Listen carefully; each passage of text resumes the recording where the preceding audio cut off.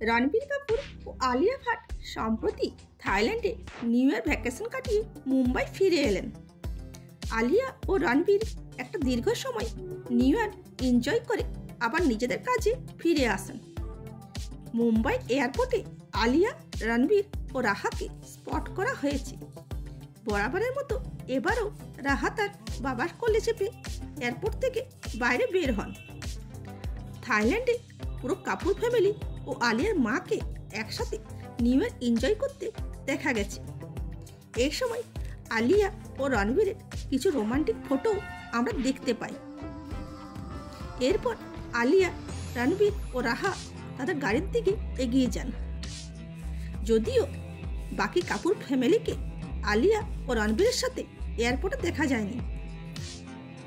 এই সময় রণবীর আলিয়া পাপারাজিদেরকে আলাদা করে কোনো পোস্ট দেননি। এরকমই ভিডিও পেতে চ্যানেলটিকে লাইক, শেয়ার ও সাবস্ক্রাইব করুন।